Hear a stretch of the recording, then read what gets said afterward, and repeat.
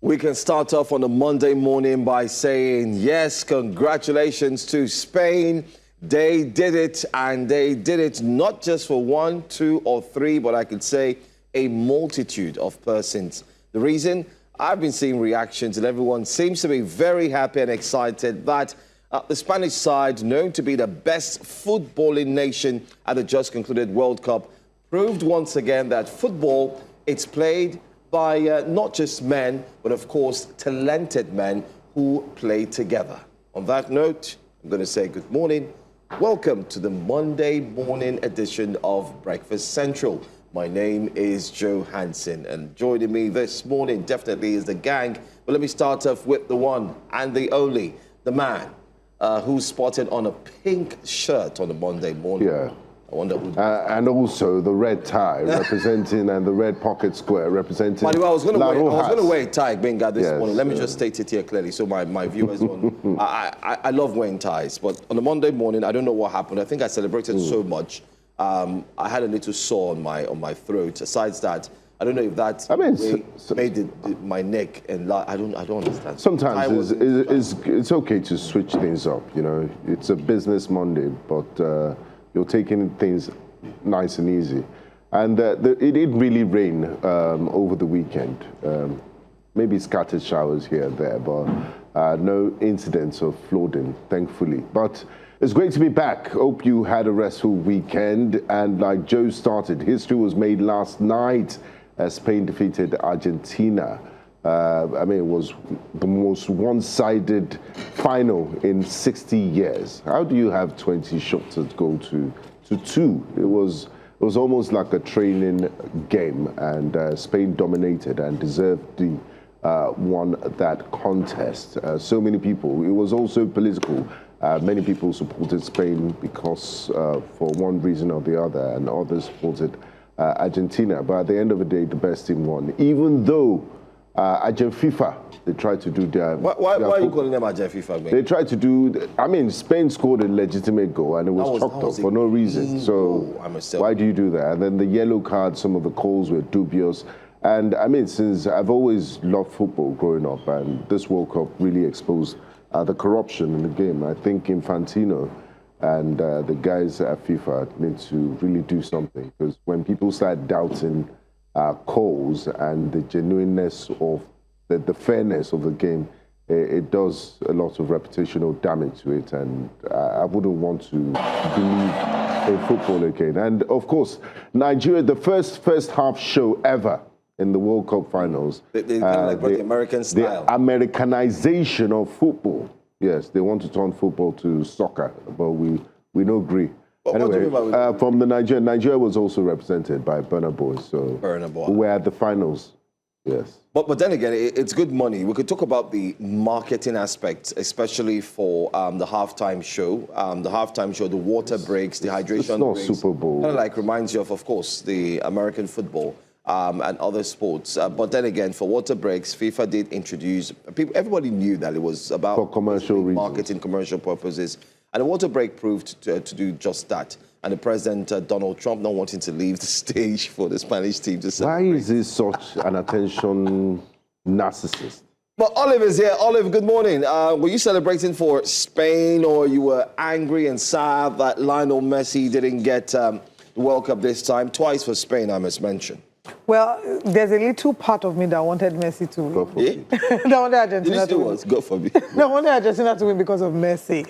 I could see yesterday, I saw, I was watching it with friends, and a couple, both of them were on either divide. The husband was supporting Spain, the wife was supporting Argentina. And you should see when Spain scored that goal at the 105th minute, and how the husband was like, yes! Finally! I was like, oh, great. And the wife was like, oh, no. So I wonder what it is like in your homes. Were you all on the same team? Were you on different sides of the divide? But congratulations to the winners, the ones who have claimed the 2026 FIFA World Cup. My name is Olive Emodi, and if you're just watching Breakfast Central for the very first time, this is the show where we take you around the country for 3 hours, bringing top political conversations that affect our economy, as well as our social political lifestyle. But we don't just talk. we listen to you as well. So your views on YouTube matter. We want you to, we're streaming live on News Central TV, live on YouTube. We'll go there to take comments. And we also open the phone lines during the newspaper front pages to take phone calls to hear directly from you. So thank you very much for joining us for the next 3 hours. Let's now tell you that history, of course, was made last night. I do believe that we have clips to show you about this tense final where Spain's disciplined defense and decisive. Very good sportsman. He was trying to get Cucurella sent off. Yeah, I saw that. For covering his mouth and speaking to him. Yeah. You know? And then it just shows the way Argentina was dominated in that final showed that they didn't even deserve to be in that World Cup final in the first place. There was, you know, one dubious call or the other. How do you play such a one-sided final? If they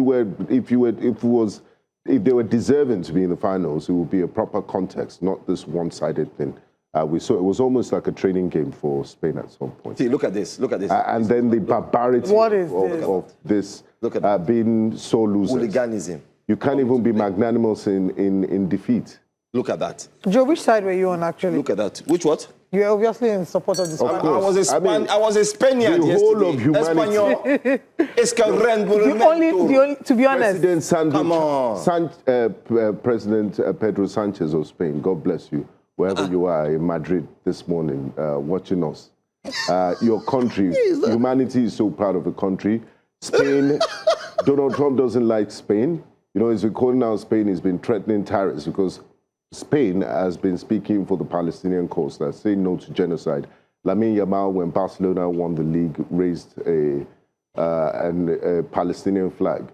And the war criminal, Benjamin Netanyahu, who is wanted by the International Criminal Court, is supporting Argentina. Of course, the rest of humanity would not want to support the same side with people that are committing genocide. That's why it was more than a game yesterday. It was politics and humanity won. And the good people of the world won yesterday against all Argentina's theoretics and, you know, underhand methods of trying to rig the game. But as they say on the street, God passed them. So it's a very beautiful morning this morning for the world. You know, some experts who don't want to agree with you. They will be like, no, that was a game of, you know, might, power, and strength, and you name it. But whether you like it or not, I must mention that the Spanish side yesterday showed us something that we've not seen in a while. And what they showed to us pretty much was that football can be played professionally and can be done well. Yes, without cheating. We saw a Spanish side. It was openly, he's been cursing Spain. Yeah, of course. He said it's a tough one. But I mean, I really like, but you can bet against mercy. I like mercy, you know. Well, unfortunately. And again, the Argentines, the conduct of their fans in this World Cup, I should speed, telling them to go to the zoo. They've been making racist chants. I mean, if you're a black person and you have any sense of dignity, you shouldn't be supporting Argentina. Is this officially Messi's last World Cup? Yes, it is. He retired yesterday at the press briefing. All right, I didn't wait to that. Last with teary eyes. I mean, you should play more now. Bro, goats, they cry. You understand? I saw all of you and your lashing in the group. But I also don't want us to get to the point where we now then downplay Messi. And you know, there's always the Messi-Ronaldo's part. But we must acknowledge that he's a great player. Look, he really is a good. What makes someone a complete? Because I mean, this world beyond our before our profession. Before our profession, we're first human beings. What makes you a star athlete is not just what you do on the pitch, it's your humanity. That's why Muhammad Ali would be the greatest athlete of all time, as far as I'm concerned. And that's why I'm happy for Ronaldo also. He does a lot of charity, UNICEF work. I mean, Messi has not said one thing against genocide and people that are dying or children. He just plays football. There's more. Use your platform to speak about humanity. You're a global superstar. You can use it to change the world. Michael Jackson, all these guys, they did it. So that's the yardstick by which you are. No, that's not my own. It's part of it's my personal yardstick. Wait, now. He cheats.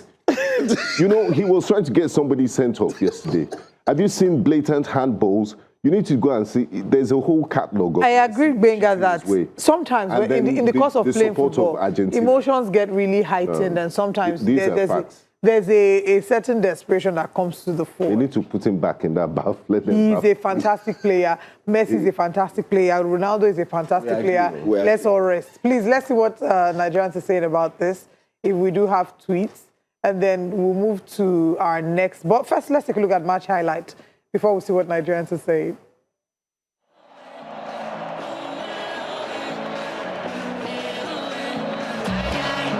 And so it is Spain's time.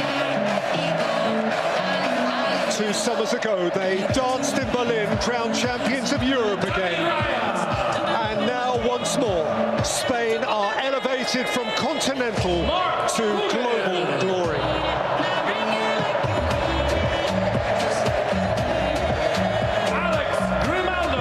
They are coming up by number. David Raya, Mark Pubel, those who have been this time on the fringe. Players for whom their only precedent was the hallowed class of 2010. So these men walk now in the footsteps of Puyol and Piqué, of Busquets and Alonso, of Xavi and Iniesta.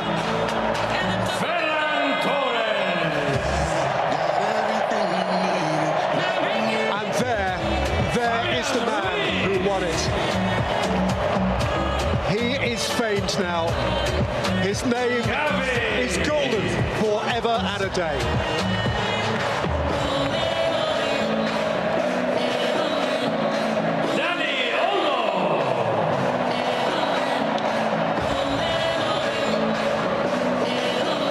Dani Olmo was a delight. Scheming and certain and poised, wearing 10.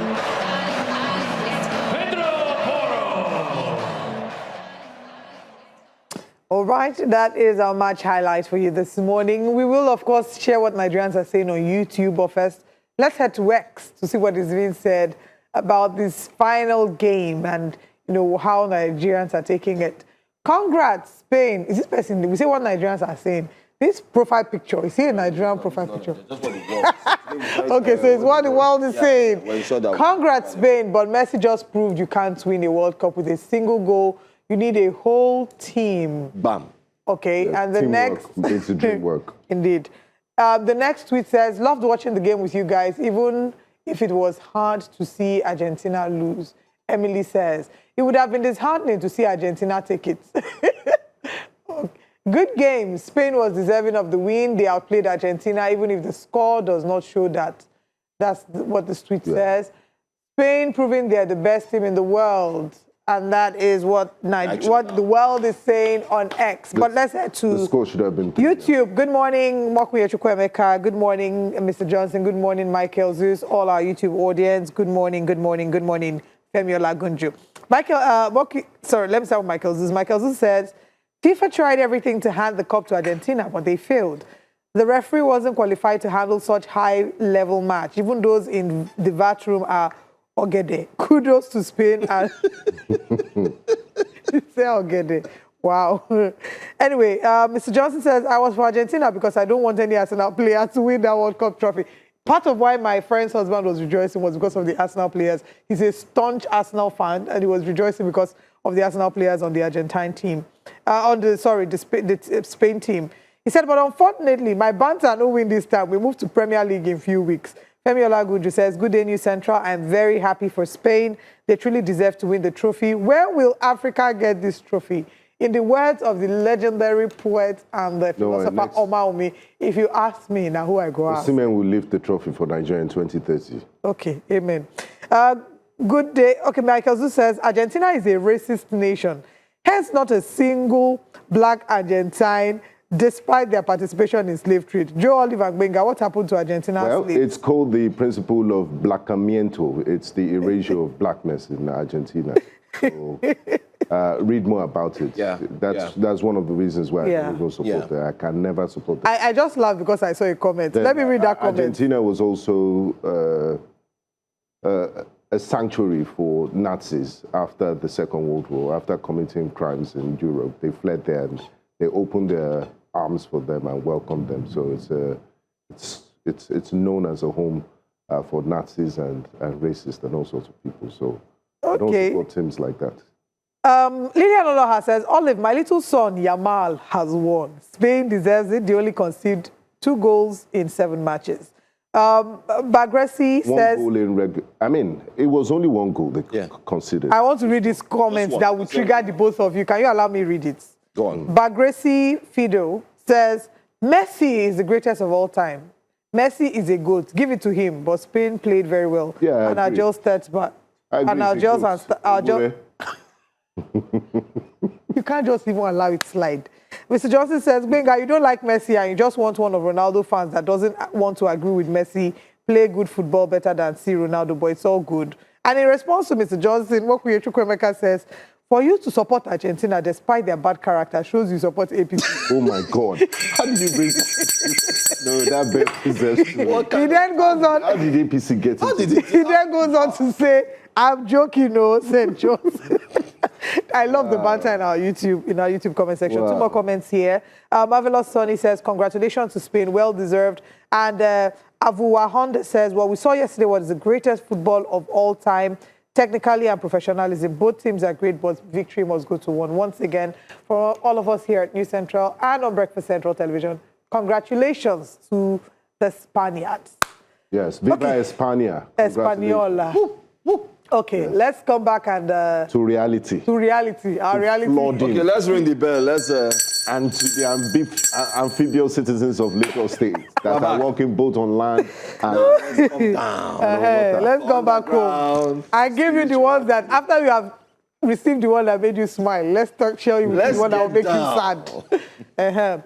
A teacher named Zacchaeus Olatunde, who was among those abducted in Oriire Local Government Area, has shared his ordeal after spending 56 days in captivity. He revealed that the abductors themselves released the victims before the military arrived, a claim that raises question about the exact nature of the rescue operation. Throughout their captivity, the victims were blindfolded, unsure if they were even in Nigeria, and lived under constant fear. The teacher's account paints a vivid picture of survival under harsh conditions, saying their eventual release came suddenly, with the abductors' commander announcing freedom before arranging motorcycles to move them closer to safety. Only later did security forces escort them home, after initial suspicion from the victims, who feared the soldiers might be imposters. In detailing this story, he also did mention at some point that he was the first to be captured, the last to be released, that they couldn't find the key to remove his handcuff, and that at some point when the soldier told him to come back, he was afraid, he thought they were going to shoot him. You know, we do have clips. I believe that we may be able to play a video. Of course, you've been seeing the reactions to the Oriire kidnap, and the account of the army, our military had said that they carried out a rescue. And also Mr. President. Yes, Mr. President also said that they carried out a rescue. But from what this man said in an interview on a radio station on Nigeria Info FM, he did give a detailed account, stating there that it wasn't really like that. It's not what they are saying, that basically they were released. So it then begs the question: what happened? Was it released, or was it a release, or was it a rescue? That is the question. Recall that Governor Seyi Makinde had also said that they should investigate what happened in the Oriire attacks, and that there might be more to it than meets the eye. But let's take a look at this video.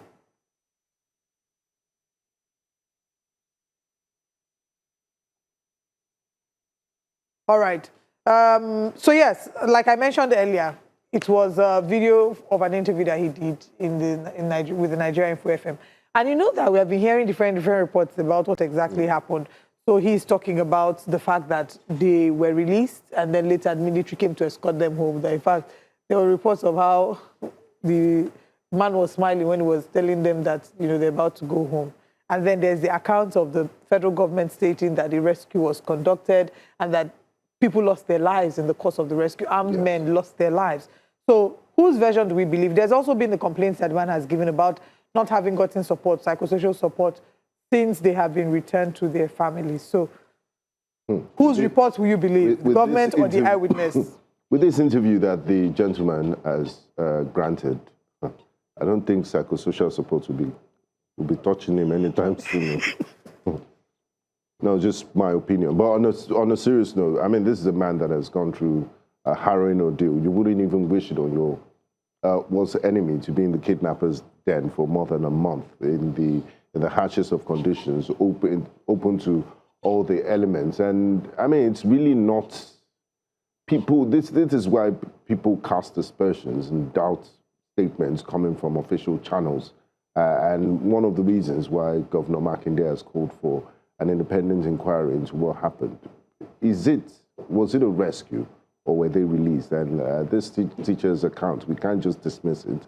It's his own lived reality, and it's opened more questions. So it would be nice for the authorities to respond to this latest allegations and maybe issue a statement and clarify things that maybe the teacher, from his own vantage point. Why are you saying maybe? Why are you trying to give them? Let them just issue a statement. I mean, there are two sides to it now. Like Olive said, somebody version A, this person said this, another person said this. So the jury is out there to determine who's saying the truth.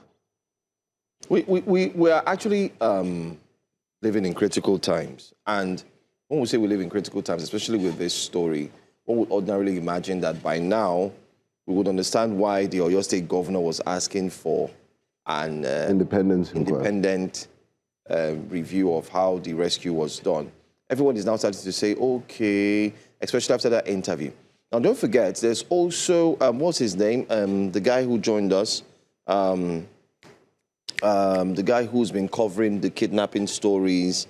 English Alaji had also gone online to say nothing happened. There were no gunshots fired, that it was nothing. In his words, he said no fly was hurt, that it was just an exchange. That's what he called it. It was an exchange. But, take your people and so on. Now, the teacher's account, see, the thing is, who are you going to believe? That's when Nigeria. So when Alhaji Atiku Abubakar and Governor Seyi Makinde, when they ask legitimate questions with regards to the method and what really transpired, the feedback we're getting from the government is you are not loyal, you are casting doubts on the professionalism of the Nigerian army. Exactly. So, I mean, where's the burden of proof here? What do we really need as a country? And I think the truth will set you free. If it was a release, let us know that it was a release. And so we can plan better. I wanted to see the reaction of the Senate on this. Recall how they reacted last week when Governor Seyi Makinde called for the United Nations to step in. They all shut him down. Adams Oshomole, yes. All of them, they shut him down because they thought he's disregarding our law enforcement agencies, our armed forces, undermining the impact and the influence of the armed forces. It's not us that said it this time. It's an eyewitness that said it live on radio. Our job is just to share the information. So I want to see how the Senate will treat this before I make any comments. So I'll rest my case. By tomorrow morning, we'll have it back. There are multiple layers. I don't think... The presidency, Mr. Bayon... So the presidency... has questions. The presidency and the Senate. I want to see how they will respond to this. Let me just take this here. If you're expecting anything for the presidency, you will not get it. Because whether you like it or not, they had already mentioned that people should not politicize the victory. Asking questions is not politics. So, Benga, I think we've seen a pattern. And the pattern we've seen is that when questions are being asked on certain things, on certain happenings, we usually don't get the response. We don't get the answers. What we get is, hey, don't politicize. Our word is final. I don't know how far we're going to go with this, but it's starting to smell really bad. And when we say smell really bad as journalists, we're confused. But I like the fact that journalists are also they're doing the job. Because one thing, first of all, kudos to, Nigeria Info for having that interview. Looking at the fact that you asked a victim, who would better tell the truth? Is it the victim who was there for 44 days or a press release statement? The victim came out to say, listen, we're just told, let's wake up. You can now go. We're taken on bikes. We got to a certain place. They told us, okay, wait here, move here. The guy even said he lost his way. They told him, no, follow this way, go like this, go and wait there. And then who arrived? The army arrived, and then they picked them up. That is his account. The thing is, can others corroborate same statements? The answer is starting to look that way because also an interview of another victim was done. Remember who said that they were smelling, the people helped them to wash their clothes and then put the clothes back on them. And then the issue of, okay, the kids were hungry, they got them something to eat. However, they also told them no go. So everything is starting to look like, okay, what's going on? I don't blame the governor of saying, well, these accounts are a bit, obnoxious. They're looking somehow. So can we investigate it? Can I get someone different to look into it? I don't think there's anything wrong. And I think, whether we like it or not, Nigerians are over 200 and something million. The Senate can decide to disagree with the governor. But if a huge number of Nigerians say, who deserve to know the truth ask, hey, we want to know the truth, then they should know the truth. Don't try to stop them because you feel, oh, no. And again, just finally, my final words, if they carry out this investigation, it would help us understand the clearer path on what happened. Lessons to be learned. Right. I completely, I align with the both of you. But just to add that, at the end of the day, they say when two elephants fight, is the grass that suffer. The Nigerian citizens are the ones that have to bear the brunt of this. There are people who have been in kidnappers' victims, whether they were rescued or they were released or they were exchanged. At the end of the day, they've been in a traumatic situation that they did not ask to be put in. What they need right now is psychosocial support from the government. So we're hoping to see that support in terms of therapy. They've been traumatized, but we need to get to the root of it. If there is anything that needs to be uncovered, let it be uncovered and let the truth prevail. He who has nothing to hide does not have fear of being investigated or being searched. But let's see what Nigerians are saying about this. You can drop your comments on YouTube, News Central TV Live, but let's head to X first to take some tweets. On X this morning. Well, let's see. This one says, we will know the truth soon, according to Prof. He's certain that the truth will come out. Pat Johnson says, and this is not the first time victims have said this same thing, but we don't judge, we listen. Okay, Daddy's Girl says, my heart still goes out to the man who was killed for no reason. Our hearts also go out to him too and his family. And the woman who was expecting her husband to come back home, she was celebrating. Unbeknownst to her, he was also, unalived too. Olusegun Bakare says, when Governor Seyi Makinde requested for a private investigation, these are the kind of things he wants Nigerians to know. He was chastised, criticized, but now Nigerians are starting to see, okay, now we're having double sides. Maybe he was right after all. Shehu Abdullahi says, so who do we believe now? Army said soldiers were killed in the operation. Ditto the police too. SSS got some clean, rugged guys and made an arrangement. Meanwhile, victims say the terrorists released them and soldiers just came to take them home, rather. Okay. Let me give you the official response of the Nigerian Army. They said in a coordinated operation with intelligence agencies, they successfully rescued, keyword, rescued 44 pupils and teachers abducted in Oriire Local Government Area of Oyo State. The victims, who spent 56 days in capacity, were freed without the payment of ransom following intense pressure and a strangulation blockade on terrorist hideouts in Old Oyo National Park. The Army detailed the following key aspects of the rescue operation. Tactical approach. The military avoided kinetic airstrikes to prevent collateral damage to the children, utilizing instead a surgical intelligence-led operation. Network dismantling. Troops targeted kidnappers, kingpins, logistic links, informants, exerting overwhelming pressure that forced the unconditional release of the victims. So if you look at that, anyway, let me finish with all of that and then we can go into analysis. Security casualties. The Army confirmed casualties on the side of the security forces, notably a 28-year-old Lieutenant Felix Ademe Isaac, who was killed during an initial breach when his convoy encountered landmines. And victim status, finally, following the release, the rescued pupils and teachers were transported to a military medical facility for treatment and trauma care before being reunited with the Oyo State government and their families. So that's what we have there. So maybe perhaps after they had used the network dismantling, troops targeted the kidnappers, kingpins, logistics, links, informants exerting overwhelming pressure that forced the unconditional release of the victims. That's when they put them on the back and said, you know, we're done. We're suffering from overwhelming pressure from Nigerian security forces. You can go and sin no more. Maybe, perhaps. Maybe. Until we get a clearer picture on this. All right, let's take comments from YouTube regarding this as well to see what Nigerians think about this. Bragasi says, APC government is an abracadabra. Abracadabra government. Government official will cover up. This government has lost integrity and people don't believe in their release. Nenjinson says, I will believe the victims 100% over the government. The government will say the victim is not mentally stable. Marcus McCain says, this government is completely full of lies. We have never had such clueless government. They don't have truth because they are playing politics with human life. News Central, seriously, you guys are too good. Please remain blessed and stand for truth and professionalism in this profession. Thank you, Marcus. Bagazi says, the Oriire answer is not far-fetched. How did the body of the late general, how was it brought to his family? And Mokin Chukwuemeka says, in a coordinated operation with intelligence agencies. Do you know if the intelligence agencies were the kidnappers?